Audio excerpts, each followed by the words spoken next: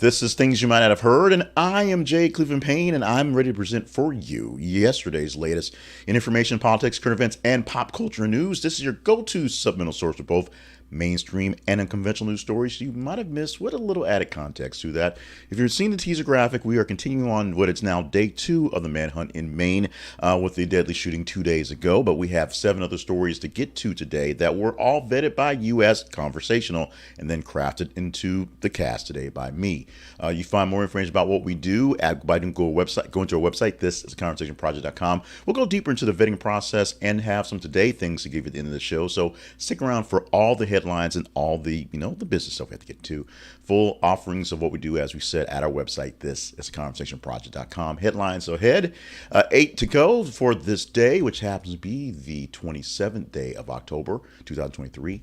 A Friday, if you will. Let's get into the news headlines for you. All the stuff that you said was ready to talk about in a hopefully ready to talk about form. Story number 1 for this morning is the top story of the day. Now, what's been really, really surreal about this is that we're seeing people like I'm watching CNN. I watch CNN as my main source. And CNN has essentially taken over the story in Israel by sending most of their major anchors there to produce something from there as they're live all the time. But you're seeing anchors in Israel producing information for anchors in Lewiston, Maine, going back and forth with the satellite bump, and it's surreal, if you will. Listening on the radio, because I listened on satellite radio, because in the car yesterday evening was really painful when they were doing a bunch of stuff.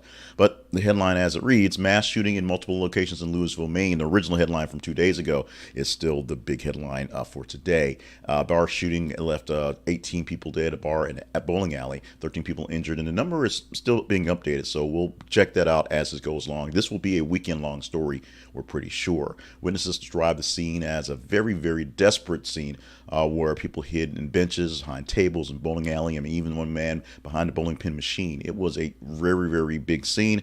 And then for the next 2 days, we have what we've had so far with people on the lam. A lot of these escapees. Schools are shut down. The towns are basically emptied, and people are looking for a man. And this person happens to be a person with very, very good skills in weaponry, a weapons trainer, and a National Guard or Army National Guard member, and with the ability to evade things. Plus, the weather's not so bad in Maine right now, so it's not like he's freezing out. He's got plenty of chances to get around. We'll see how this one plays out, definitely in the next couple of days. Today is actually a big day for piling on for some news stories. This is a story that we had a while back, and now we have the response. Actually, a lot of responses in piling on. Dwight Howard responds to the haters, his quote, after admitting a threesome. Former NBA star Dwight Howard has denied sexual assault and battery allegations leveled against him last year, posted a video online addressing his haters. Essentially, the story that we got that Dwight Howard reached out to somebody in their DMs and said, hey, can we do this thing with this other guy, is apparently true, and Howard is shooting out with the hater things.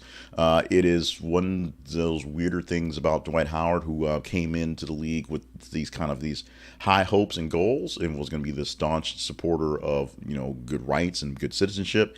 And over the course of his tenure in the league and in life, turned out to not be such the grand player that they thought he was going to be, and not be such the guy. I'm not going to say grand because we're not going to say he's a bad guy, but not exactly that guy that he said he was.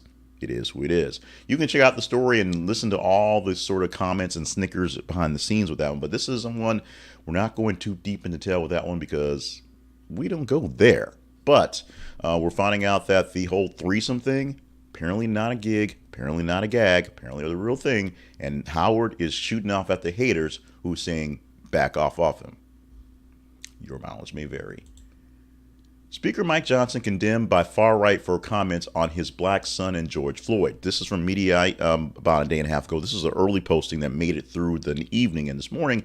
And we're seeing a lot of things about Mike Johnson. Mike Johnson is a guy nobody knows about, so he might as well be Mike Jones for everybody really cares. Pretty much both sides of the aisle are finding reasons to poke at him, which they should, because that's what you do.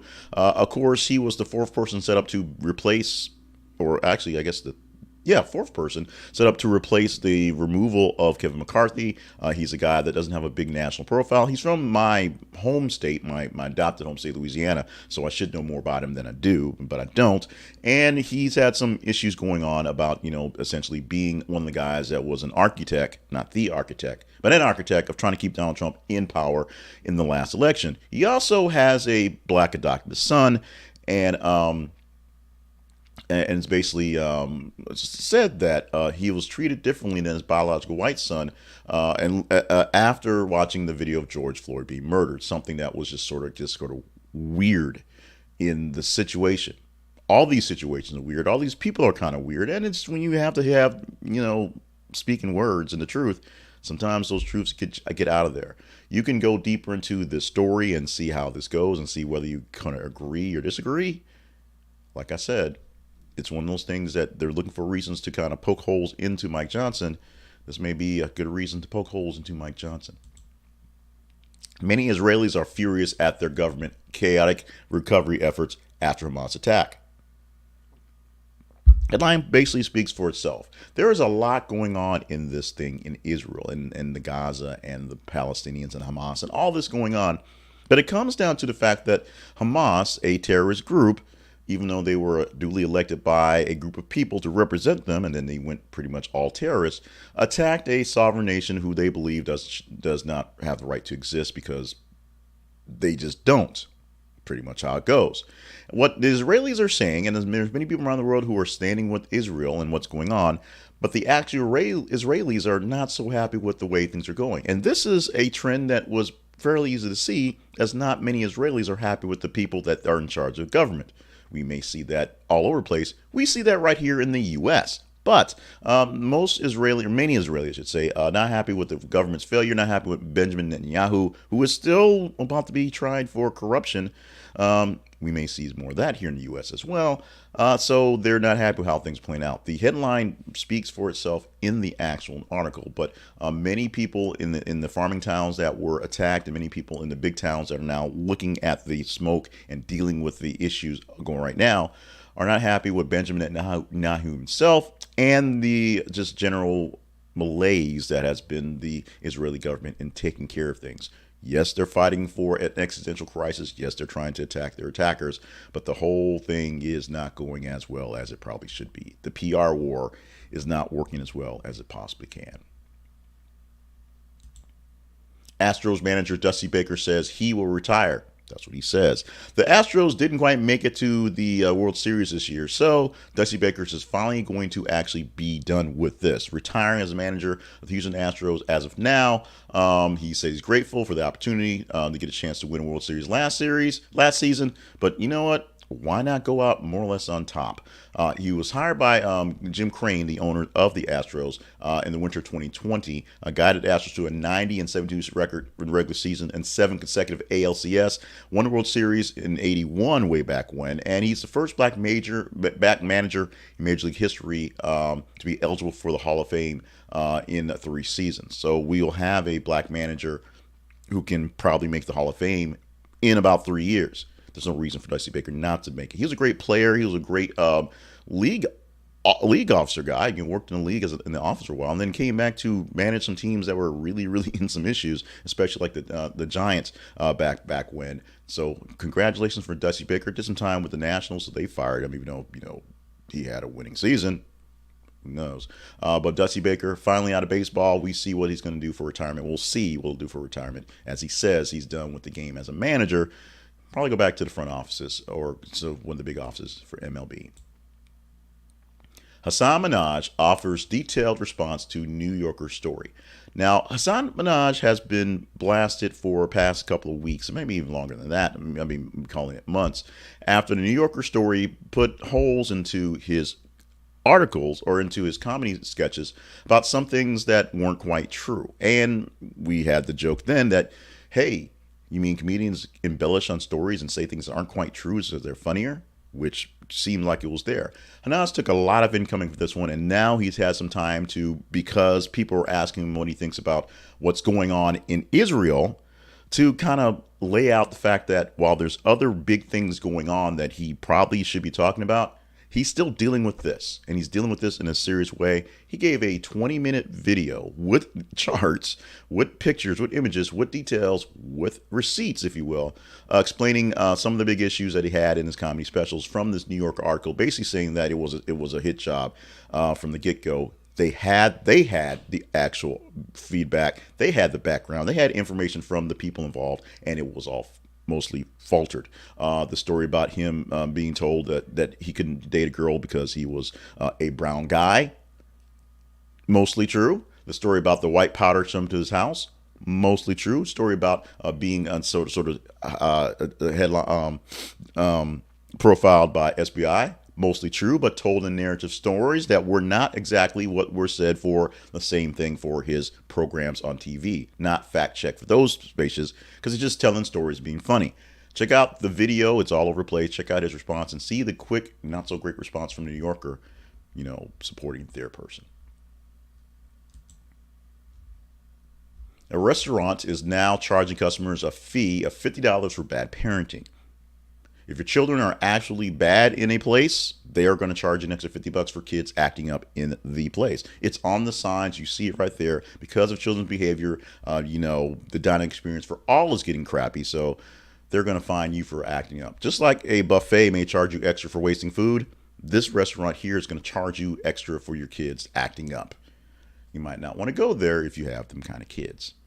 And we're wrapping up on this Friday. It's Friday morning as we record this, so early this morning, late last night, the release of Five Nights at Freddy's, the movie, which was based off the video game, which has turned into sort of a cult classic, if you will, about a guy in an old-timey place like Chuck E. Cheese where the animatronic robots are trying to kill people, not getting big reviews. Now, what we're seeing is the Rotten Tomatoes score is like 8%, something very, very terrible. Oh, I'm sorry, not quite 8%, 38%. Not that bad, but pretty terrible.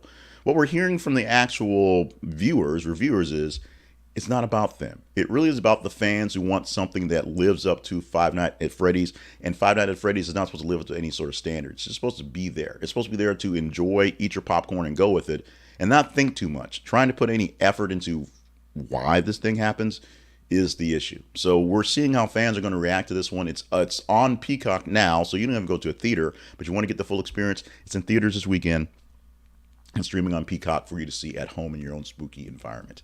Check it out today, or not. You're free to do whichever you want to do. Apologies, errors, and omissions. And one apology is that we did not get a show out yesterday, so that was an apology. And that one had some very technical issues that we could not overcome late in the morning. So this one's going a little late as we're getting our sea legs back up and still fighting some of those technical difficulties. Thank you so much for being a part of the show and supporting us in regards to that one.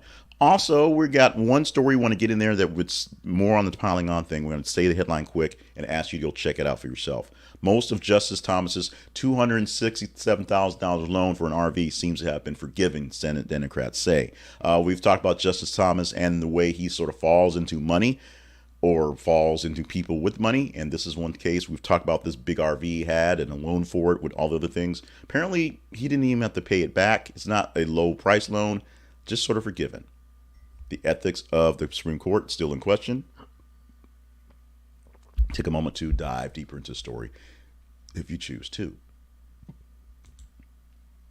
Let's move on to the feeds discussion and the story that we can tease to talk about come Monday. Today is Friday, so our next iteration of Things You Might Have Heard will be on Monday morning. We'll have a time to talk about the top 10 stories, or 10 of the top stories that we'll give to you on that Monday. We'll take the top 30 stories of the weekend. We'll get about 30 stories in a daytime span. So the top 30, 10 of those we'll present to you just like we did right now. And it could be one of these. If you follow us on our feeds on Facebook and Twitter, this is the conversationproject.com is our page on Facebook and the X.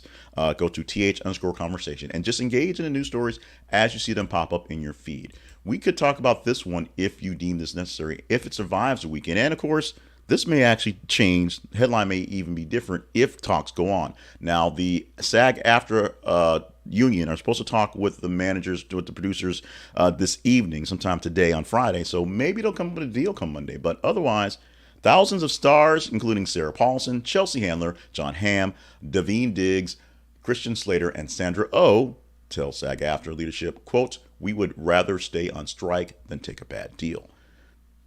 Right now, the writers are back to work, getting things back in order so they can start producing more things, but the actors aren't back to acting yet. The SAG-AFTRA union is saying that we want the right deal. The year of the strikes, or summer of strikes, is coming to a somewhat the end as the auto workers are coming to some idea what's happening. Some little strikes have been averted. Some places, the UPS strike for the Teamsters, that got walked out. And of course, the writers are back to work. The actors have to get back to work, though.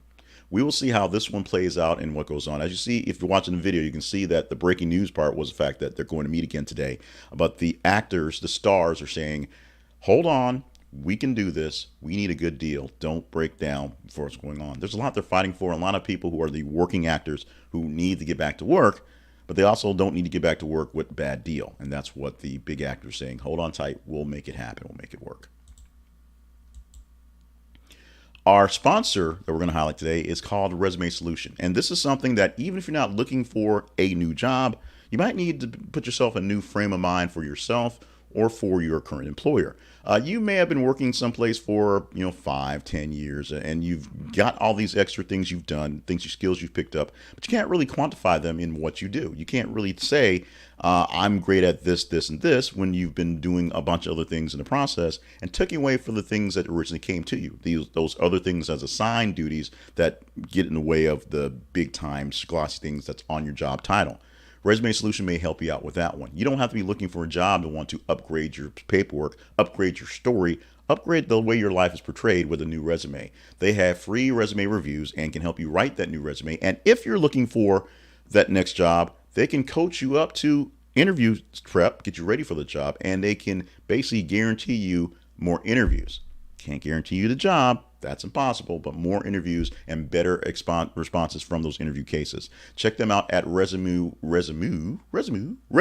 Solution at our affiliate link at thisisaconversationproject.com/resume solution. This is theconversationproject.com/resume solution. Resume Solution, you might not want to go there, but Resume Solution could help you out. You don't have to be looking for your brand new next job, but maybe you're looking to see yourself in a better light of what you've accomplished lately, what you've gained, because it's a scattering of different tasks and things that you can't really see all together. Resume Solution can help you fix that. The Conversation Project helps you fix your lack of knowledge by giving you a quick update of news stories that are both good to know and interesting because people tell us to tell you they're interesting. Things that are off the beaten path, but, still kind of good to know. Five Nights at Freddy's is a phenomenon, and so everyone's kind of picking up on it because it's out there, but people don't necessarily understand what it is. And if you don't, we gave you a quick primer, and now you can move on with your life and still have conversations with people as if you have some idea what's going on. You're welcome for that. If you want to help us out with these things, you basically just need to go to our feeds and tell us what stories are conversational, because then we know what stories to say. This is what people want to talk about. Just like that. No particular order as we present them, just sort of today, 8 of the stories in top 15 that made the most sense. If you want to tell me directly what to talk about, go to your email machine, email me at theconversationinbox@gmail.com. I'll read them. I'll take everything to heart, and we'll do what we can to do better or not do as bad as I say, because sometimes it's a matter of just not being as bad as you were before as opposed to just being better. We also have your chance to partner up with us directly. Go to our partnerships page and see if there's something we can do together. And now, wrapping things up for the day, let's get into the fun stuff for this morning. And we wrap things up today with these things. Number one, a birthday for the day. Celebrating John Cleese, who's turning 84 years old on the day. John Cleese, who thinks he's gotten canceled, is believing cancel cases coming on, but John Cleese is one of the people who has done the better jobs of just being one of those irrelevant people.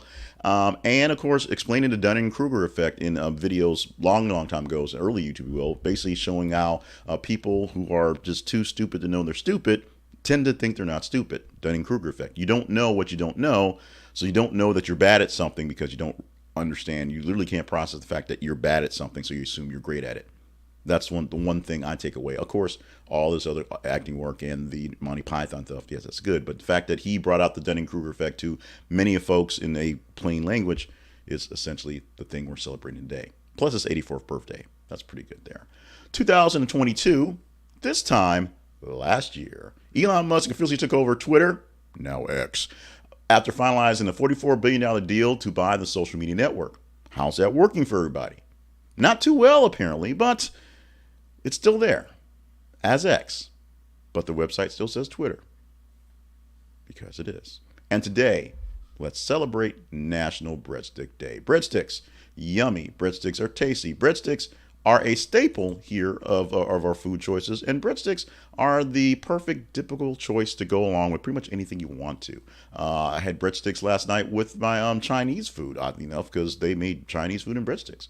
Breadsticks were perfect. Breadsticks go great with Italian food, pasta, and dip it in there. Breadsticks go great with anything, especially if they're cheesy breadsticks with cheese in the middle. Those just delicious. Celebrate breadsticks today. Find some breadsticks. Friday is pizza night, so breadsticks usually go along with pizza. We kind of built in there, but breadsticks are a great way to wrap up your Friday on this for celebrations. And we're going to wrap up this Friday celebration list because we're just going to wrap it up and I'll get out the way for the show. My name is Jay Cleveland Payne. Thank you for being with us for our program, which is called Things You Might Have Heard. Prepare for the weekend because we have a lot of things that happen on the weekend specifically for you. We're going to provide for you one show called the Weekly Wrap Up, which will be all the week's stories kind of put into one other big spreadsheet and spread out again. So we go through the process we do to find the top stories of the morning to pick for you every morning. We find the top 10 stories of the week, and we give you those stories to show what stories you thought were the most conversational based on pure numbers, plus some other ones to give you some context, ones that were almost there and ones that were nowhere near. Check that out.